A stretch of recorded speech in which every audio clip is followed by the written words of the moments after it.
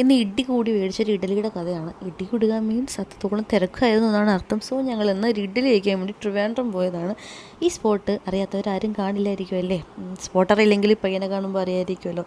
So ഞങ്ങൾ സുഡ ഇഡലി അത്യാവശ്യം famous ആയതുകൊണ്ട് സംഭവം കൊള്ളാവുമെന്ന് അറിയണമല്ലോ. ഞങ്ങളങ്ങനെ അത് കഴിക്കാൻ വേണ്ടി പോയതാണ്. അന്യായ ഇടിയായിരുന്നു. അത്രയ്ക്ക് ക്യൂ ആയിരുന്നു. പേരൊക്കെ എഴുതി നമ്മൾ കാത്ത് നിൽക്കണം. നല്ല റഷായിരുന്നു. നമ്മൾ ഈ കാണുന്ന ഈ ഇഡലി കേട്ടോ ഞങ്ങൾ ഓർഡർ ചെയ്തത്. ഇതും പിന്നെ അതിൻ്റെ കൂടെ വേറൊരു നമ്മളുടെ ബട്ടർ ഇഡലി, അതിന് ബട്ടർ പൊടി ഇഡലി, ഈ 2 ഐറ്റമാണ് നമ്മൾ ഓർഡർ ചെയ്ത് കാത്തിരുന്നത്. അതിൻ്റെ ഇടയ്ക്ക് മഴ. എത്ര മഴ പെയ്താലും അവിടുത്തെ തിരക്കിന് മാത്രം ഒരു കുറവില്ല കേട്ടോ.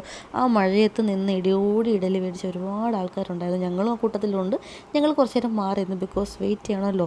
വെയിറ്റ് ചെയ്ത് എൻ്റെ ലൈഫിൽ ഇത്രയും ഞാൻ വെയിറ്റ് ചെയ്തൊരു ഫുഡ് കഴിക്കുന്ന ആദ്യമായിട്ടാട്ടോ. അത്രയ്ക്ക് ഇടിയായിരുന്നു. പക്ഷേ സംഭവം കൊള്ളായിരുന്നു. എനിക്കും ഇഷ്ടപ്പെട്ടു, പൈസക്കാർക്കും ഇഷ്ടപ്പെട്ടു. സംഭവം ഇത് പേര് പോലെ തന്നെ കേട്ടോ. നല്ല സുട ഇഡലിയാണ്. ചൂടുണ്ട്, വാ പൊള്ളിപ്പോകും. പയ്യെ കഴിക്കണം. സംഭവം കൊള്ളായിരുന്നു കേട്ടോ. അതുപോലെ കൈസൊക്കെ എടുത്തു പറഞ്ഞൊരു കാര്യമുണ്ട്. ഈ മുതലാളിയും ഞാനും തമ്മിൽ ക്യാരക്ടറിന് നല്ല മാച്ചുണ്ടെന്ന്. ആ പുള്ളിക്കാരനും ഞാനും വാ തുറന്നാൽ തീർന്നു. ബിക്കോസ് ഞങ്ങൾ രണ്ടുപേരുടെയും സംസാരവും സ്ലാങ്ങും ഏകദേശം ഒരുപോലെയാണ് കൈസൊക്കെ പറയുന്നത്.